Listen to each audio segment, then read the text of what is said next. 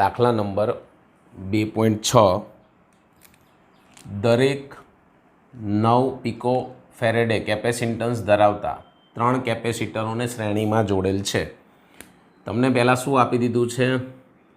આ જે 9 છે એ શું છે? 9 પિકો ફેરેડે કેપેસિટર, એટલે C બરાબર 9 પિકો ફેરેડે ધરાવતા 3 કેપેસિટર છે, એટલે કે ત્રણેયના મૂલ્ય સરખા થયા કહેવાય. તો હું કહી શકું અહીં C1 બરાબર C2 બરાબર C3 બરાબર C, એટલે એના બરાબર એટલું જ મૂલ્ય છે. 9 × 10ની પિકો ફેરેડેને સાદામાં ફેરવું ફેરવાય તો આવું લખાય. C બરાબર 9 પિકો ફેરેડેને કાઢશો એટલે 10⁻12 ફેરેડે. આવું લખવું હોય તો લખી શકાય. ત્યારબાદ એમ કહે છે કે પહેલા ઓપ્શન ઉપર જઈશું કે ફર્સ્ટ આપણને શોધવાનું શું કહે છે? તો કે ભાઈ એ ઓપ્શન શોધો એવું કહે છે. સંયોજનનું કુલ કેપેસિટન્સ શોધો. કેવી રીતે જોડેલા છે તમને કહેવામાં આવ્યું છે શ્રેણીમાં. તો અહીં લખીશું કેપેસિટરો ને શ્રેણીમાં જોડતા સમતુલ્ય કેપેસિટન્સ CS છે. આપણે ઉધારી લીધું તો આનું સૂત્ર શું થશે તમને ખ્યાલ આવી ગયો હશે હવે કે 1/CS બરાબર 1/C1 plus 1/C2 plus 1/C3. આવું તમારે ન લખવું હોય તો ત્રણેય સરખા છે તો લખી શકાય 1/CS બરાબર 1/C, કારણ કે બધા બરાબર C છે, 1/C પ્લસ 1/C. શું થશે તમને ખ્યાલ આવી ગયો હશે હવે. C લસા 1 + 1 + 1 એટલે 3. વ્યસ્ત કરી નાખીશ તો CS બરાબર C છેદમાં 3. C કેટલો આપ્યો છે? 9 × 10⁻12 છેદમાં 3. આ ઉડાડીશ 3 તરીને 9, માટે કહી શકાય CS બરાબર 3 × 10⁻12 કુલમ કેપેસિટર છે, ફેરેડે. 12 કાઢી નાખશો તો 3 પિકો ફેરેડે. 10⁻12 કાઢી નાખો તો શું લખી શકાય? Pico faraday. હવે શું કહે છે? આ સંયોજનને 120 વોલ્ટના સપ્લાય સાથે જોડવામાં આવે.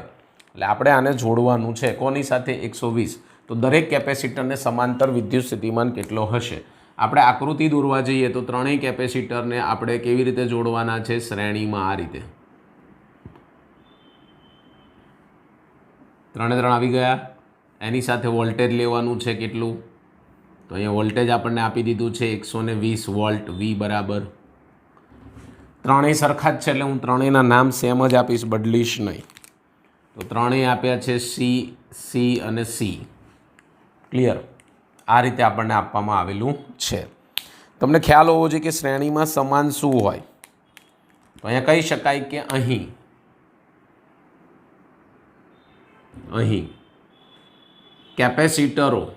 કેપેસિટરો શ્રેણીમાં, એ ખાસ નોંધ લેવાની છે વિદ્યાર્થી મિત્ર. લખવું પડે બધું. તમે દાખલો ગોખ્યો છે એવું બોર્ડમાં ન લાગવું જોઈએ, એટલે આ બધું લખવું પડે કે અહીં કેપેસિટરો શ્રેણીમાં જોડેલા હોવાથી બધા જ કેપેસિટરો પરનો વિદ્યુતભાર સમાન હશે. વિદ્યુતભાર સમાન અને વિદ્યુત સ્થિતિમાન જુદા જુદા હશે. કેવા હશે? જુદા જુદા થઈ જશે. એટલે કે આ જે V છે એ V ત્રણેયમાં વેચાઈ જશે. V1, V2, V3 અલગ અલગ ત્રણેયમાં 120 વેચાઈ જશે. સરખા છે તો ડાયરેક્ટ પણ તમે લઈ શકો છો. શોધવાનું શું કીધું? વિદ્યુત સ્થિતિમાનનો તફાવત. પણ તમારી પાસે Q નથી પહેલાં તો આપણે વિદ્યુતભાર શોધવા જવું પડશે. તો Q શોધવા માટે આપણે અહીંયા પહેલાં સૌપ્રથમ ચર્ચા કરીશું Qની. તો Q માટે તમારી પાસે સૂત્ર છે કુલ વિદ્યુત સ્થિતિમાનથી જ શરૂઆત કરી શકાય. કુલ વિદ્યુત સ્થિતિમાન શોર્ટમાં પણ ગણાય છે વિદ્યાર્થી મિત્ર. પણ જ્યારે તમને આ સી અલગ અલગ આપ્યા હોય ત્યારે આ પદ્ધતિ વાપરી શકો, એટલે હું આખો દાખલો તમને ગણાવું છું. બાકી આને શોર્ટમાં પણ જ્યારે સરખા હોય ત્યારે જ વાપરી શકાય શોર્ટકટ. તો V બરાબર V1 plus V2 plus V3 એટલે ત્રણેય વિદ્યુત સ્થિતિમાનનો શું થશે? સરવાળો. ચલો કિંમતો મૂકીશું. V 120, આની જગ્યાએ Q અપોન C1, કારણ કે વિદ્યુતભાર બધાના સરખા. Q ધારી લીધો કે ધારો કે આના ઉપર વિદ્યુતભાર Q છે અને Q છે, અને C તો સરખા રકમમાં આપ્યા છે. જુદા જુદા આપ્યા હોય તો C1 લખવાનું. તો અહીંયા શું લખી શકાય? Q upon C plus Q upon C. 3 વખત છે તો લસા થશે C ઉપર Q પ્લસ 3 એટલે 3Q. મારે જોઈએ શું? Qને કરતાં કરીશ એટલે C અહીંયા આવશે, એટલે 120 ગુણ્યા C છેદમાં 3. કિંમતો મૂકી દઈશું. Q બરાબર 120 ગુણાકારમાં C તમારી પાસે અવેલેબલ છે? હા. 9 ગુણ્યા 10^12, 9 ગુણ્યા 10^-12 છેદમાં 3. અહીંયા ઉડાડી દઈશું એટલે શું થશે? 3 તરીને 9 અને 12 તરીને 36 અને 1 શૂન્ય આપી દઈશ એટલે 360 ગુણ્યા 10^-12 કુલમ. તો મને આ શું મળ્યો? Q મળ્યો કહેવાય. શું મળ્યો કહેવાય? Q. હવે તો સિમ્પલ સૂત્ર થઈ જશે કે તમારે અલગ અલગ V શોધવાના છે. યસ, તો હું કહી શકું V બરાબર વિદ્યુત સ્થિતિમાનનું સૂત્ર છે. વિદ્યુત સ્થિતિમાન નો તફાવત, વિદ્યુત સ્થિતિમાનનો તફાવત V બરાબર V1, વિદ્યુત સ્થિતિમાનનો તફાવત V બરાબર V2 બરાબર V3. ત્રણેયમાં સરખો વેચાય ને, કારણ કે જુઓ Q પણ અને C પણ બે સરખા છે, માટે Q તો સરખો હોય જ, C સરખા છે તો સરખા વેચાશે. તો તમારી પાસે સૂત્ર છે V બરાબર Q બાય C. મૂકી દઈશ કિંમત. Q બાય Cમાં Q કેટલો છે? મળ્યો છે 360 ગુણાકારમાં 10^-12. સર આ C અલગ અલગ હોય તો અહીંયા લખવાનું V1 બરાબર Q અપોન C1 પહેલું લખીશ, V2 બરાબર Q અપોન C2, V3 બરાબર, એટલે અલગ અલગ લઈને કિંમતો મૂકી દો એટલે જવાબ આવી જશે. ચલો C કેટલો છે તમારી પાસે અવેલેબલ? અહીંયા આ નથી લેવાનું વિદ્યાર્થી મિત્ર, તમને જે C આપ્યો છે એ જ લેવો. ચલો મૂકીશું 9 ગુણ્યા 10^-12. આ 12 માઇનસ ઉડી ગઈ. અહીંયા 9 ચોક 36 અને 1 શૂન્ય એટલે 40. તો મને જવાબ આવ્યો 40 વોલ્ટેજ. માટે લખી શકાય દરેક કેપેસિટરનું વિદ્યુત સ્થિતિમાન 40 વોલ્ટ મળે છે. કેટલો મળે છે? 40 વોલ્ટ. આ યાદ રાખશું, આ ખાસ નોંધ લેવી, સમજી લેજો ખાસ વસ્તુ. હવે શું થાય કે રકમમાં શું ફેરફાર કરી શકે આપણે એ પણ સમજીએ છીએ. તો આ 9 પિકો ફેરેડે છે એ બદલી શકે, 120 વોલ્ટેજ છે એ ફેરવી શકે. સેકન્ડ, કેપેસિટરોનું શ્રેણીની જગ્યાએ સમાંતર. આના પછીનો સેમ દાખલો છે. મારે આ શ્રેણીની જગ્યાએ શું આપ્યું હશે? સમાંતર. એટલે આવો જ દાખલો સમાંતર માટે પણ આપણને આપી દીધો છે. એટલે અહીંયા શ્રેણીની જગ્યાએ સમાંતર આપ્યું છે એટલે પ્રેક્ટિસ થાય. ન આપ્યું તો અહીંયા સૂત્ર ખાલી બદલવાનું. તો આપ્યો છે આપણને સ્વાધ્યાયમાં, તો આગળ આપણે હમણાં ગણીશું. સેમ આ રીતે શોધવાનું પૂછાય. તો આમાંથી મેઇન ફેરફાર તો આ જ છે ને, શ્રેણી. ઓલા મૂલ્ય તો ગમે તેમ ફેરફાર કરી શકો, તો રીત તો આ જ થવાની. પણ જ્યારે અહીંયા સમાંતર આવે ત્યારે આ સૂત્ર બદલાઈ જાય. અને અહીંયા આપણે કીધું છે વિદ્યુતભાર સમાન છે તે જુદા જુદા થઈ જાય અને વિદ્યુત સ્થિતિમાન સમાન થઈ જાય, અને એ પ્રમાણે અહીંયા પણ ગણતરી કરવી પડે. માટે આપણે અહીંયા આગળનો દાખલો 2.7માં સેમ એવો જ છે, જોઈશું. અધ્યાયનો દાખલા નંબર 2.7. 2 પિકો ફેરેડે,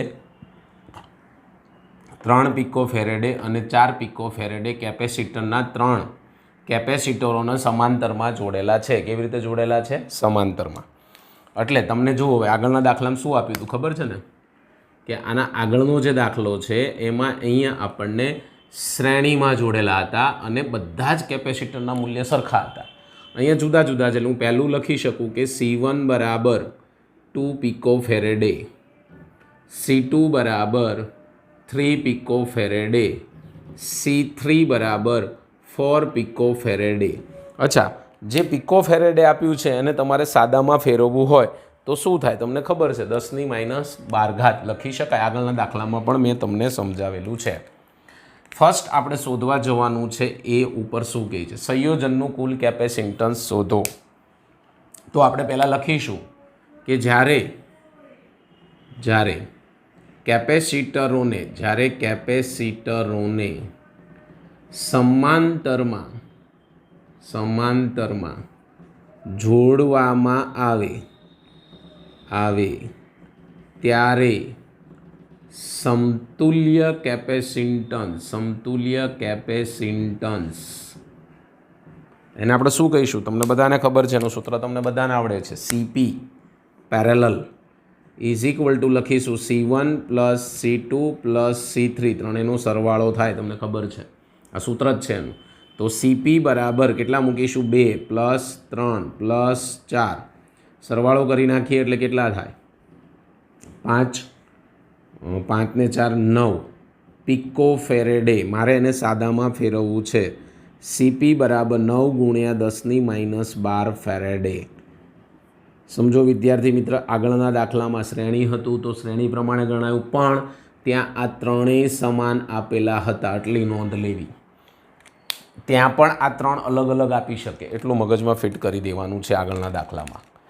હવે આપણે જઈશું બી ઓપ્શન ઉપર. બી ઓપ્શનમાં આપણને શું કહે છે એના ઉપર ફોકસ કરીએ કે જો આ સંયોજનને 100 વોલ્ટના સપ્લાય સાથે જોડવામાં આવે. કોની સાથે? 100 વોલ્ટના સપ્લાય સાથે. તો દરેક કેપેસિટર પરનો વિદ્યુતભાર શોધો. તો સૌ પ્રથમ આપણે કેપેસિટરને સમાંતરમાં જોડીશું. C1 C2 C3 ત્રણ આપેલા છે, તમે જોઈ શકો છો આ રીતે. અહીંથી આપણે ત્રણેયને સમાંતરમાં જોડવાના છે. તો ફર્સ્ટ જોડી દીધો, બીજો, અને આ છેડા સાથે આપણે લઈશું ત્રીજો. આ રીતે પણ તમે જોડી શકો છો. ત્યાંથી આપણે આ રીતે લઈ લઈશું ત્રણે ત્રણમાં. ખાસ જો આકૃતિ સમજવા માટે છે, ગોખવા માટે નથી. આને કેટલા સાથે જોડ્યા છે? 100 વોલ્ટના સપ્લાય સાથે, એટલેથી આપણે 100 વોલ્ટ અહીંયા લઈ લઈશું. આ રીતે સિમ્પલ દાખલા છે, બહુ કંઈ છે નહીં ખાસ. પ્લસ માઇનસ અહીંયા તમને આપી દીધા છે 100 વોલ્ટ. શું આપી દીધા છે? 100 વોલ્ટ. ફર્સ્ટ નામ આપી દઈશું C1 C2 C3. સમાંતરમાં હોય તો સમાન શું હોય? તમને બધાને ખબર છે. શું સરખું હોય? તો બધાના વિદ્યુતભાર સરખા હોય. સોરી, V છે ને, તો બધાના V સરખા હોય. એટલે આ જે V છે એ જ આનો V મળશે. અહીંયા પણ V એ જ મળશે, અહીંયા પણ V એ મળશે. તો જુદું જુદું શું હોય સર? સમાંતર હોય તો વિદ્યુતભાર માટે અહીંયા પહેલાંનો વિદ્યુતભાર Q1, બીજાનો મળશે Q2, ત્રીજાનો મળશે Q3. તો અહીં લખવાનું કે કેપેસિટરો C1 C2 અને C3 પર અનુક્રમે Q1 Q2 અને Q3 વિદ્યુતભારો છે. મેં આકૃતિમાં તમને સમજાવી દીધું. ત્રણેય ઉપર કેવા લીધા છે? Q1 Q2 અને Q3, ત્રણ આપણને આપેલા છે. તો આપણે પહેલાંમાં લખ્યું હતું એ જ રીતે કુલ વિદ્યુત સ્થિતિમાન. તો કુલ વિદ્યુત સ્થિતિમાન તો V બધા માટે સરખું જ છે. તમારી પાસે C આપેલો છે, શોધવાનો છે Q. તો અહીં લખીશ પ્રથમ કેપેસિટર પર વિદ્યુતભાર, નો વિદ્યુતભાર. સૂત્ર જ લખવાનું છે. શું છે સૂત્ર? વિદ્યુતભાર માટે ડાયરેક્ટ જ હું લખીશ Q બરાબર CV. તો Q1 બરાબર C1V. C1 તમને આપી દીધો છે, અહીં લખેલો છે 2 પિકો ફેરેડ. એને ફેરવી નાખીશ એટલે 10⁻12. V આપ્યો છે 100 એટલે 2 ઘાત. 2 આમાંથી આ માઇનસ છે, આ પ્લસ છે, એટલે બાદ થઈ જશે. એટલે Q1 બરાબર શું આવશે? 2 ગુણ્યા 10⁻10 કુલમ. મને પહેલો જવાબ આવી ગયો. શું મળ્યો મને? પહેલો Q1. શું મળ્યો? Q1. ચલો આગળ વધીશું બીજા માટે. સેમ આવી જ રીતે હું લખીશ બીજા કેપેસિટર પૂરા માર્ક્સ લેવા હોય તો કરવું પડે. કેપેસિટર પરનો વિદ્યુતભાર, તો આપણે એને શું નામ આપીશું? Q2. સેમ આ જ રીતે લખીશ Q2 બરાબર CV2. તમારી પાસે ઊંધું લખાઈ ગયું C2V. તમારી પાસે C2 છે, અહીંયા કેટલો છે? 3. તમને V કેટલો કીધો? 100, પણ પિકોને સાદામાં ફેરવીશ એટલે 10⁻12. ગુણાકારમાં 100 બે ઘાત જતી રહેશે એટલે Q2 બરાબર 3 ગુણ્યા 10 માઇનસ 10 કુલમ એટલે મને Q2 વિદ્યુતભાર મળી ચૂક્યો છે. હવે લઈશું ત્રીજો વિદ્યુતભાર આપણે તો લખીશું ત્રીજા કેપેસિટર પરનો વિદ્યુતભાર અથવા C3 લખો C3 એવું પણ લખાય અહીંયા C1 C2 C3 એ પણ લખી શકાય છે. શું છે Q3 બરાબર C3V Q3 બરાબર C3 અહીંયા આપેલો છે 4 પિકોફેરેડ એટલે 4 V તમને આપ્યો છે 100 સોરી આને લખતા ભૂલાઈ ગયું પિકોમાંથી સાદામાં ફેરવવાના -12 ગુણ્યા 100 બાદ કરી દઈશ એટલે 10 - 10 કુલમ તો 3 વિદ્યુતભાર આપણી પાસે હાજર થઈ ચૂકેલા છે. તો આ રીતે સિમ્પલ દાખલા છે. અહીંયા શું ફેરફાર થાય તો અહીંયા એક ફેરફાર એવો થઈ શકે કે આ ત્રણેય મૂલ્ય બદલી શકે. બીજો ફેરફાર મેં આગળના દાખલામાં પણ સમજાયો સમાંતરની જગ્યાએ શ્રેણી આપી શકે અને સેકન્ડ 100 વોલ્ટની જગ્યાએ ગમે તે મૂલ્ય આપી શકે. તો આટલો જ ફેરફાર થાય. આના આધારે આવી રીતે દાખલાઓ પૂછી શકે. બીજો કોઈ